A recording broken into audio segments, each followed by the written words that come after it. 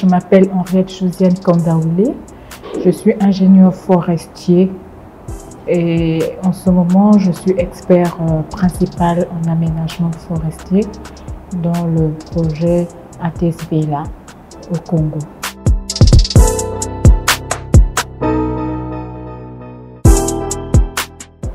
J'interviens dans l'aménagement forestier et également dans l'opérationnalisation du système de vérification de la légalité.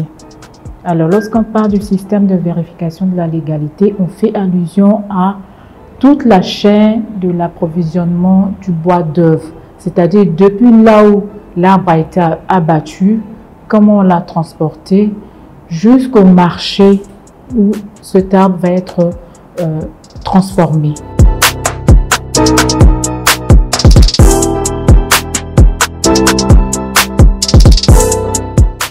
Alors, c'est magnifique. C'est là où j'ai découvert, j'ai mis un sens sur le terme mosaïque. Mosaïque, forêt, savane. Dans le parc de la Lopé, les éléphants viennent vous réveiller au matin. Le buffle toque à votre porte parce que vous vivez dans leur milieu et vous avez cette belle vue de forêt alternée, de forêt galerie et de savane accessible.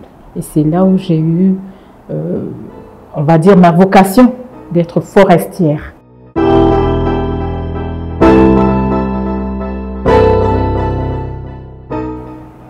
La première, c'est de pouvoir s'imposer en tant que femme dans un milieu d'hommes. L'aménagement forestier, l'exploitation forestière, c'est un milieu d'hommes.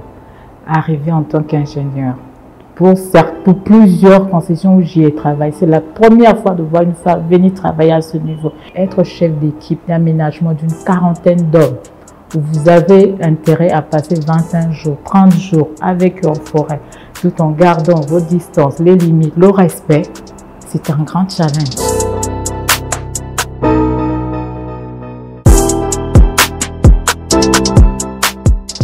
La forêt et la femme ont toujours cohabité.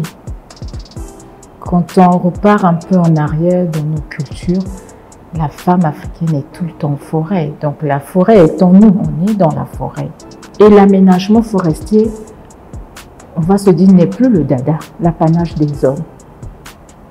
Je cite le pays, le Cameroun, où j'y ai travaillé. Il y a des femmes exploitantes. Elles ont acquis leur forêt, elles embauchent des gens pour aller travailler dans leur forêt, mais elles s'y connaissent en forêt, donc elles ne peuvent pas se faire rouler.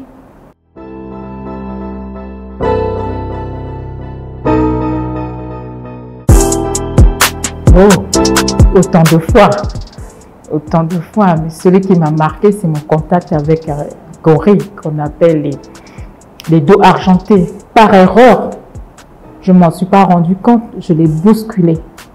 Je marchais tout en collectant des données et il avançait et on s'est complètement rentré. Je lui ai rentré dedans, on va dire comme ça. Face à un gorille, il faut la soumission. J'avais eu, dernier réflexe, c'était de tomber par terre et de baisser ma tête. J'ai eu un face-à-face plus de 10 minutes. Mais comme j'étais en soumission, accroupi, il était en-dessus de moi, il avait plus de 2 mètres d'auteur. Il a crié, il a tout cassé tout autour.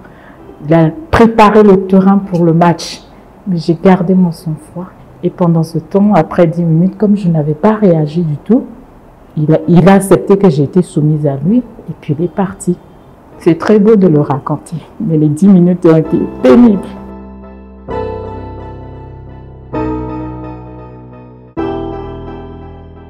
Aujourd'hui, de plus en plus, on repart vers les pharmacopées. Ça, c'est les produits de la forêt. Donc, il n'y a peut-être pas que l'aménagement à faire dans la forêt. Il y a beaucoup d'autres activités, beaucoup d'autres choses qui est renfermée dans la forêt et que aujourd'hui, je pousse les jeunes étudiants à aller explorer le domaine de la forêt. Il y a tellement de choses à découvrir dans la forêt. On peut même renouveler la phase de la médecine aujourd'hui avec la forêt. Et on a encore beaucoup de choses dans la forêt dont on ignore l'existence et qu'il faut aller explorer.